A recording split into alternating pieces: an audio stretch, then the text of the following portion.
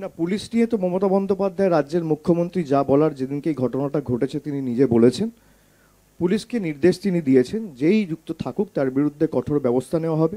গোষ্ঠীদ্বন্দ্ব নিয়ে যে প্রশ্ন আপনারা তুলছেন, একটা রাজনৈতিক দল যখন বড় হয় তখন এই জিনিসগুলো স্বাভাবিক। গোষ্ঠীদ্বন্দ্ব কি বিজেপিতে নেই? গোষ্ঠীদ্বন্দ্ব কি সিপিএম যখন ক্ষমতায় ছিল তখন ছিল না? গোষ্ঠীদ্বন্দ্ব সব জায়গায় থাকে। একটা বাড়িতে একটা পরিবারে যদি 6 জন থাকে, 6 জনের মধ্যে 4 জনের ঝগড়া থাকে।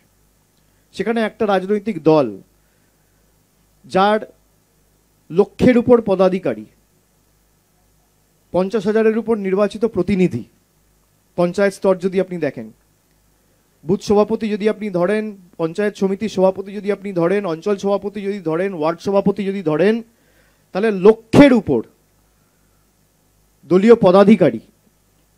তো এত বড় পরিবার, সেখানে 2-4 জনের মধ্যে মনোমালিন্য, মতভেদ থাকতেই পারে এবং এটা স্বাভাবিক।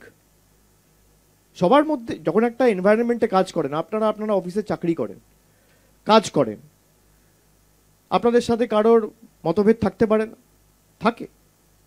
একটা অফিসে যদি 100 জন চাকরি করে, কতজনের সাথে কতজনের সমস্যা হয়?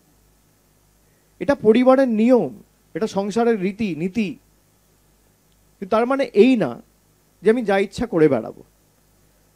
যদি কেউ কোনো রকমভাবে দলকে দুর্বল করতে চায়, তার বিরুদ্ধে বিগত দিনেও দলীয় শৃঙ্খলা কমিটি ব্যবস্থা নিয়েছে, আগামী দিনও ব্যতিক্রম হবে না।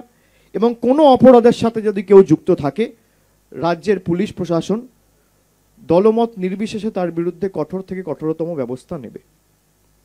মুখ্যমন্ত্রী তার বক্তব্য রেখেছেন, স্পষ্ট করে বলেছেন যেই যুক্ত থাকুক কাউকে রেয়াত করবে না। এবং এই যে ঘটনাগুলো ঘটেছে, কোনো সরকার জ্যোতিষ বা গণৎকার নয় যে আগে থেকে আমি জানতে পারলাম এই ঘটনাটা ঘটবে, এটা আটকাই। একটা ঘটনা ঘটার পর রাজ্যের জেলা প্রশাসন বা রাজ্যের পুলিশ প্রশাসন কি ব্যবস্থা নিচ্ছে তার উপরে অনেক কিছু নির্ভর করে। যে মালদার যে ঘটনা দুলাল সরকারের আপনারা বলছেন, তারপরে আজকে পুলিশ ব্যবস্থা নিয়েছে, হ্যাঁ কি না? উত্তর হচ্ছে হ্যাঁ। দোষীরা গ্রেপ্তার হয়েছে, হ্যাঁ কি না? উত্তর হচ্ছে হ্যাঁ।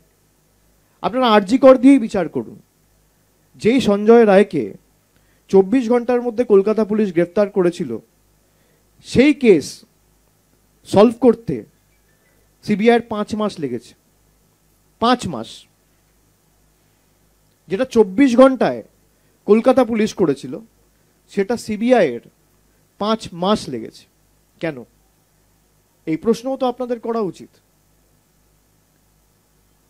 কেউ যদি ভাবে দলে যেমন ভালো লোক থাকে, খারাপ লোকও থাকে, প্রত্যেকটা দলে থাকে, প্রত্যেকটা পরিবারে থাকে, প্রত্যেকটা ঘরে থাকে। সবাই যদি ভালো হতো তাহলে তো অপরাধ শূন্য হয়ে যেত, তাহলে তো স্বর্গ হয়ে যেত সমাজটা। ব্রিজভূষণ সিং দেশের হয়ে যারা স্বর্ণ পদক জিতেছে, কুস্তিগীরদের সাথে শ্লীলতাহানি করেছে, মেয়েদের সাথে, মহিলাদের সাথে।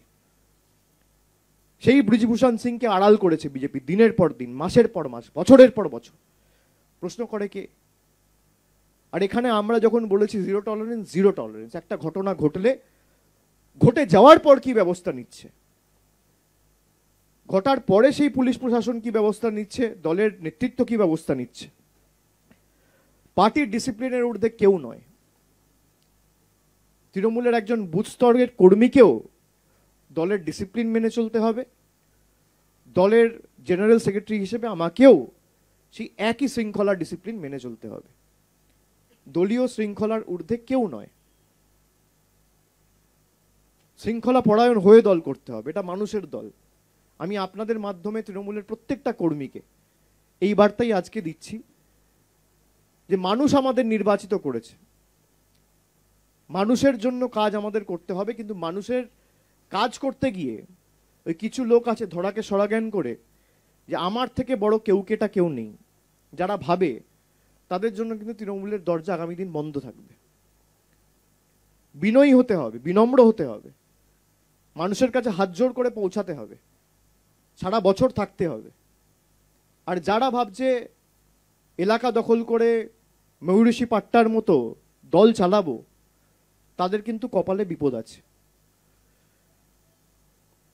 এই একই ভুল সিপিএম করত, এই একই ভুল অন্য জেলায় বিজেপি করেছে। আমরা মানুষের দল, আমাদের সাথে সিপিএম, বিজেপি, কংগ্রেসের বেসিক একটা পার্থক্য, ডিফারেন্স রয়েছে। কোথাও একটা ঘটনা ঘটলে সেটা অত্যন্ত দুঃখজনক। রাজ্য সরকার তার তরফ থেকে অবস্থান স্পষ্ট করেছে, তদন্ত কমিটি গঠন করা হয়েছে এবং তদন্ত চলছে। যদি কারোর গাফিলতি এখানে পাওয়া যায় তার বিরুদ্ধে কঠোর থেকে কঠোরতম ব্যবস্থা নেওয়া হবে। এবং আমরা এগুলো আগেও করেছি, দলমত নির্বিশেষে প্রশাসন ব্যবস্থা নিয়েছে।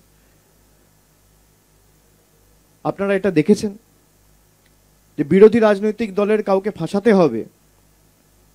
আমি সিবিআই এর অফিস থেকে বেরিয়ে একদিন বলেছিলাম যে জটায়ুর তদন্ত আগে থেকে ঠিক করে নেয়, এই লোকটাকে ফাঁসাতে হবে, তারপর তদন্ত প্রক্রিয়া শুরু হয়। আর আমাদের তদন্তের মতো চলে। যদি কারোর যোগসাযোগ থাকে, যেমন মালদার ঘটনাটায়, দুলাল সরকারের ঘটনাটায় তৃণমূলের একজন গ্রেফতার হয়েছে। রাজ্যের মুখ্যমন্ত্রীর নাম কি?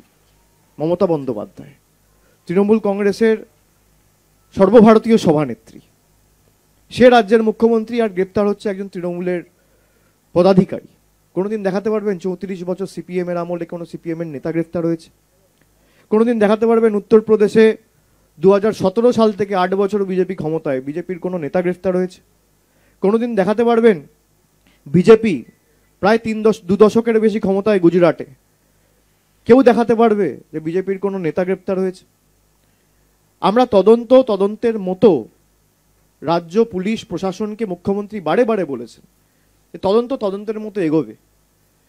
যদি কেউ কোনো রকম ভুল করে, কোনো রকম কোনো অপরাধের সাথে যুক্ত থাকে, সে যে রাজনৈতিক দলের হোক, যে বর্গের হোক, যে ধর্মের হোক, যে জাতির হোক, একজন দোষী, একজন অপরাধী। অপরাধীর কোনো জাত হয় না, অপরাধীর কোনো ধর্ম হয় না, কোনো রাজনৈতিক দল হয় না। আমরা ব্যবস্থা নিয়েছি এবং আগামী দিনেও ব্যতিক্রম হবে না।